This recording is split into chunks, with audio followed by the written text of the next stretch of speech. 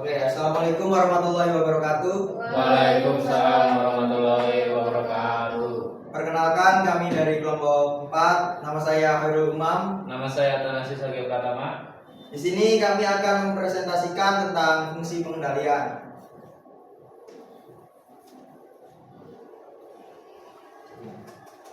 Yang pertama itu ada pengertian pengendalian. Pengendalian berasal dari kata kontrol yang artinya mengontrol. Nah, pengendalian adalah proses mengatur dan mengawasi suatu kegiatan untuk mencapai tujuan yang telah ditentukan atau direncanakan. Berikut ada asas-asas pengendalian. Yang pertama, asas tercapainya tujuan. Pengendalian ini harus ditujukan ke arah tercapainya tujuan dari suatu organisasi atau perusahaan tersebut. Yang kedua, asas efisiensi pengendalian. Pengendalian itu bersifat efisiensi jika dapat menghindari dari penyimpangan, kesalahan, sehingga tidak menimbulkan hal-hal yang lain yang di luar dugaan-dugaan yang terjadi. Yang ketiga, asas tanggung jawab pengendalian. Artinya pengendalian hanya dapat dilaksanakan jika manajer bertanggung jawab terhadap pelaksanaan rencana. Yang keempat, asas pengendalian masa depan. Pengendalian ini bersifat efektif ditujukan untuk arah pencegahan penyimpangan, mungkin rencana-rencana yang akan datang, baik waktu sekarang maupun pada masa depan. Yang kelima, asas pengendalian langsung. Teknik kontrol efektif yang mengusahakan adanya manajer bawahan yang berkualitas baik.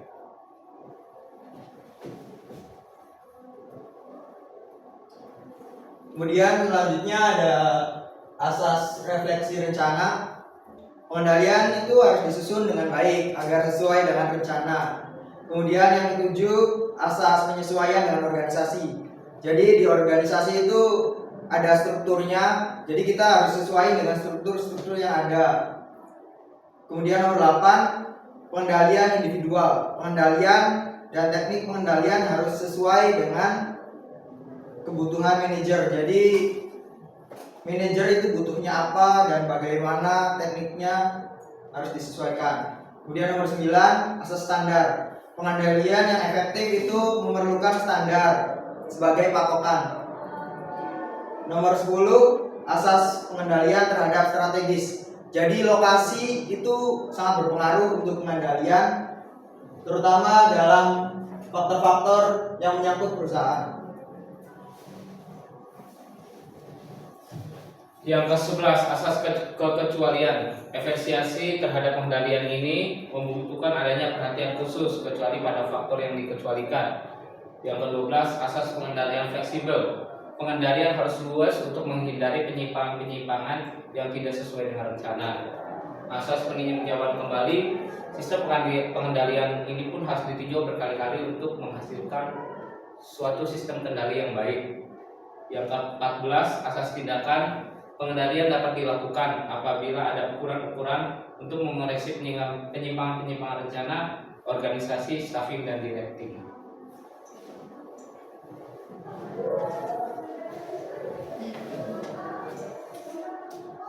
Jenis-jenis pengendalian. Yang pertama itu ada pengendalian karyawan. Pengendalian ini ditujukan kepada karyawan atau kegiatan karyawan. Kemudian pengendalian keuangan. Pengendalian keuangan bersangkutan dengan hal-hal keuangan, misalkan pengeluaran, pemasukan, dan anggaran-anggaran yang ada. Nomor 3, pengendalian produksi. Pengendalian ini ditujukan untuk mengetahui kualitas serta kuantitas dari produksi. Yang keempat adalah pengendalian waktu. Pengendalian ini ditujukan kepada penggunaan waktu. Jadi apakah waktu yang kita lakukan itu sudah sesuai dengan waktu yang kita rencanakan. Yang nomor 5 adalah pengendalian teknis. Pengendalian ini ditujukan kepada hal-hal yang bersifat fisik. Jadi kayak kerja nyata dalam pelaksanaannya. Yang keenam ada pengendalian kebijaksanaan. Pengendalian ini ditujukan untuk memeriksa kembali kebijaksanaan yang diambil oleh organisasi sesuai tidak dengan rencana organisasi yang telah digariskan. Yang ketujuh, pengendalian penjualan. Pengendalian ini ditujukan untuk memeriksa apakah produksi barang atau jasa tersebut sesuai dengan target yang ditetapkan atau tidak. Yang kesembilan, pengendalian inventaris. Pengendalian ini dilakukan untuk mengetahui barang-barang yang diinventariskan apakah ada yang hilang atau tidak. Yang kesembilan, pengendalian pemeliharaan. Pengendalian ini ditujukan untuk mengetahui apakah semua inventaris perusahaan dan kantor dalam keadaan baik atau tidak.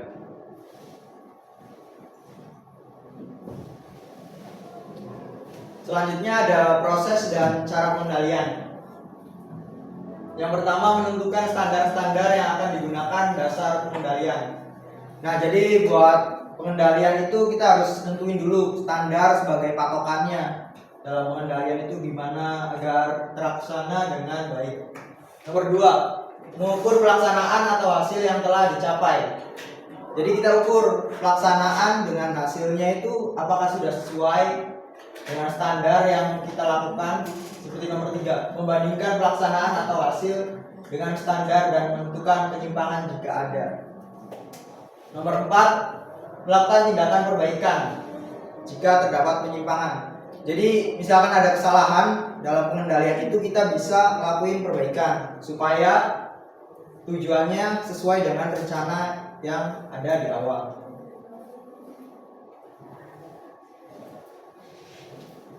Berikut ada alat-alat pengendalian. Yang pertama ada alat pengendalian budget dan non-budget. Yang kedua ada non-budget. Yang pertama, alat pengendalian budget. Pengendalian budget merupakan pengendali budget atau budgetary control, dapat diketahui atau diawasi apakah hasil yang diharapkan penerimaan atau penghasilan itu sesuai dengan yang diinginkan atau tidak. Ada dua angkanya. Yang pertama step budget, dua contohnya. Ada step budget berhubungan dengan production budget dan menunjukkan bermacam-macam tingkat produksinya. Yang kedua ada labor budget atau personal budget, ini keterkaitan dengan buruhnya. Ada sub budget yang berhubungan dengan jumlah buruh yang ada dalam suatu perusahaan.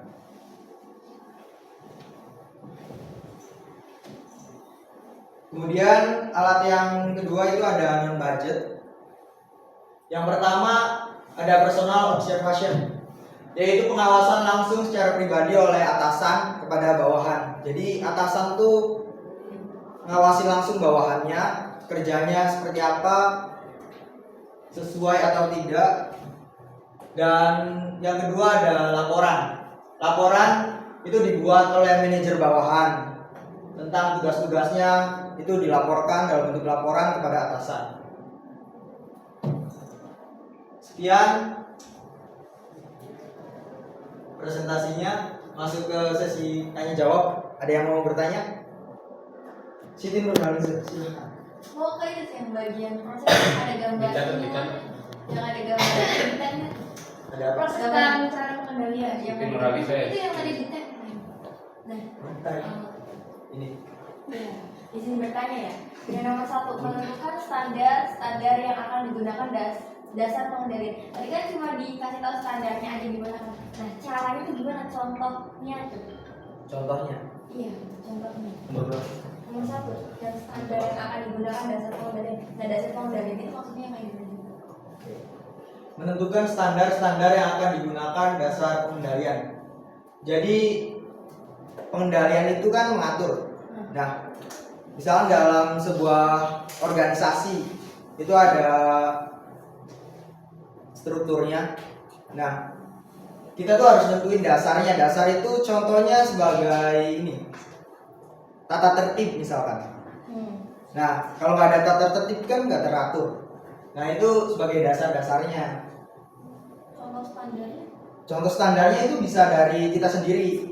Jadi kita yang nentuin standarnya kayak gimana. Contoh pengendalian dalam produksi misalkan. Nah, itu kita bisa nentuin standarnya, produksinya kayak gimana, prosesnya kayak gimana. Contoh kita sebagai manajer, kita sendiri sebagai manajer. Nah, kita yang nentuin prosesnya kayak gimana, caranya kayak gimana. Ada alat-alat pengendaliannya juga tuh di dalam bentuk step budget, Kalau yang alat pengendalian budget ada labor budget juga, ada juga alat pengendalian non budget, itu juga bisa, alat itu bisa digunakan sebagai dasar pengendalian kan. Ini kan pengendalian melalui observasi atau pengawasan langsung. Jadi si pemimpin kan langsung mengawasi, itu juga bisa jadi standar pengendalian. Terus dari laporan-laporan, terus ini kan budget kan dalam berupa angka ya, laporan keuangan lah bisa dikatakan. Seperti ini kan ada produksi budget itu kan masih dalam berupa angka kan. Terus ini juga dalam jumlah buruh dalam perusahaan gitu. Jadi dasar pengendaliannya juga bisa diukur dengan alat-alat ini, alat pengendalian yaitu budget dan non-budget. Oke, baik. Terima kasih. Ada yang mau bertanya lagi? Silakan Siti dan posisi. Begitu ya. Yang tadi yang cara dan proses dasar pengendalian sama kayak riset tadi. Dan yang poin nomor 2 itu kan mengukur pelaksanaan atau hasil yang telah dicapai. Yang menjadi pertanyaan itu cara mengukur pelaksanaannya tuh kayak gimana, dan parameter atau tolak ukurnya tuh dilihatnya dari mana? Siapa? Kalau Alat itu lebih ke buat tolak ukurnya, bukan. Kalau alat itu alatnya caranya. kan yang ditanyain kan tolak ukurnya apa kan?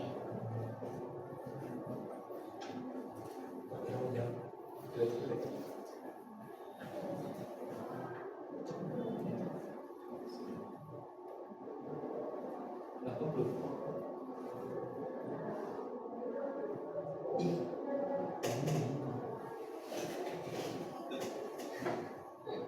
Undi itu budget undi.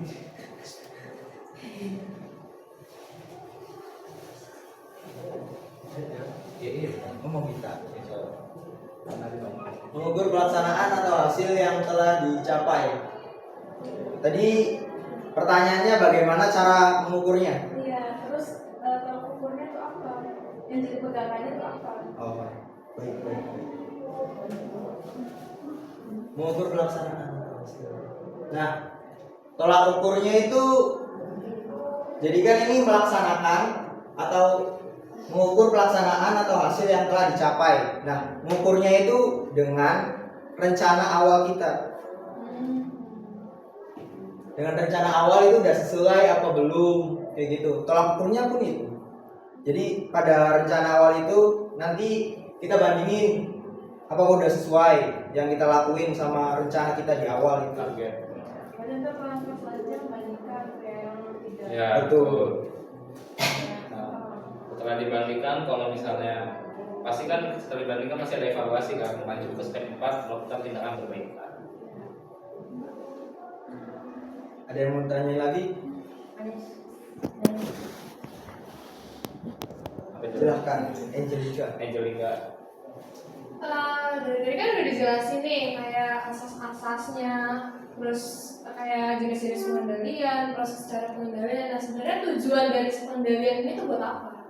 Oke. Ini ada di atas. Ini untuk mengatur. Ya.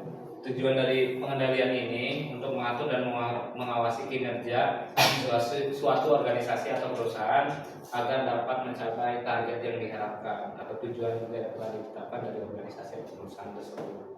Caranya biar bisa mengendalikan karyawan-karyawan tuh buat bisa mencapai si tujuan itu gimana caranya? Baik tadi kan.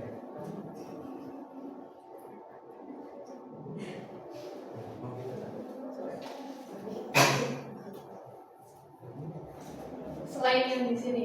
Selain yang di sini, apa ya? Maksudnya kayak kan tadi sempat di omongin juga yang di apa alat pengendalian dan non-budget Ya, laporan. soal yang personal observation ini kan pengawasan langsung nih secara pribadi.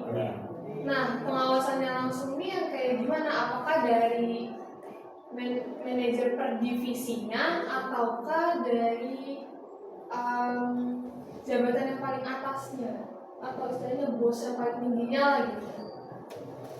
Nah, kalau buat ini pengawasan langsung secara pribadi oleh pimpinan perusahaan.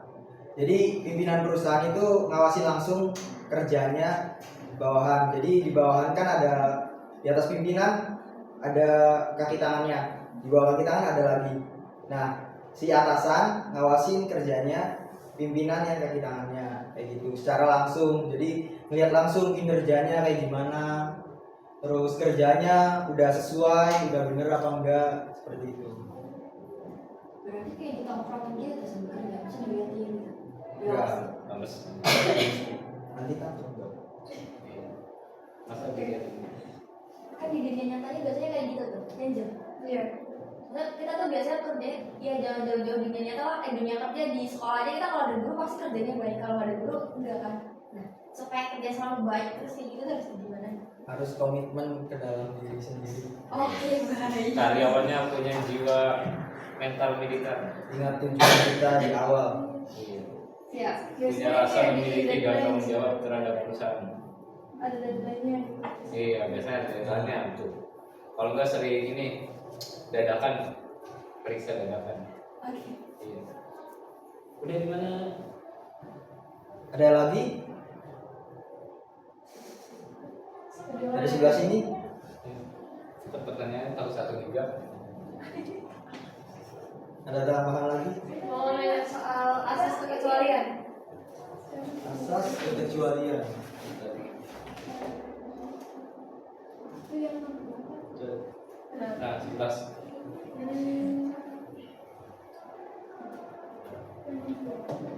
ini kan harus membutuhkan adanya penilaian yang ditunjukkan terhadap faktor kekecualian. Nah, faktor kekecualian itu contohnya kayak gimana?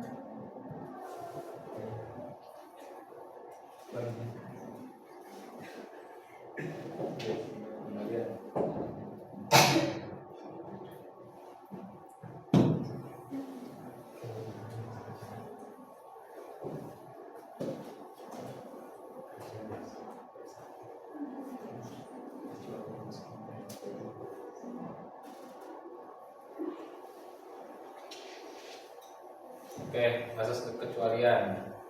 Ini hal-hal yang dikecualikan dalam pengendalian itu. Misalnya pengendalian keluar masuknya karyawan. Kalau suatu saat karyawan itu sakit, kecelakaan, kan kita nggak ada yang tahu ya. Itu pasti pengendaliannya dikecualikan. Jadi boleh nggak masuk, tapi ada surat izinnya. Iya. Itu dikecualikan. Jadi pengendalian juga bisa dikecualikan. Oke, asli. Ada lagi yang mau ditanyain? Coba di jenis Ditanyain nggak Bu? Habis itu Lagi jenis-jenis Awal. next.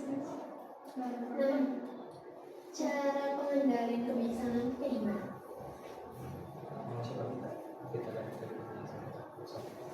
Cara mengendalikannya itu dengan menilai kebijaksanaan yang dilakukan oleh perusahaan. Misalnya, apakah kebijaksanaan ini bisa bersifat efektif untuk perusahaan dalam mencapai target yang telah ditentukan? Apakah kebijaksanaan ini bisa membuat perusahaan setidaknya berjalan dengan baik? Jadi kalau misalnya tidak sesuai atau sudah mulai meleweng, bisa dikendalikan si kebijaksanaannya itu kembali ke area yang benar. Siapa yang bisa mengendalikan kebiasaan? Menurut Manajer sendiri. Berarti manajer yang membuat, manajer yang merevisi. Tergantung prosesnya juga kan ada, misalkan masukan dari karyawan-karyawan lain yang sebelum kita pelajari juga. Nah, itu bisa jadi prosesnya buat membenarkan suatu yang salah dalam proses pengendalian itu. Ada lagi? Soal mengendalikan penjualan. Pengendalian penjualan ini kan dilakuin untuk bisa tahu nih produksi atau jasa yang dihasilkan nih terjual sesuai dengan target atau enggak gitu kan. Nah, gimana kalau misalnya terjadi suatu situasi di mana si produksi jasa atau barangnya ini nih nggak sesuai dengan targetnya? Apa yang biasa dilakukan perusahaan? Oke. Ini loh ada tuh melakukan tindakan perbaikan. Ya tindakan perbaikannya kayak gimana? Pengendalian lingkungan.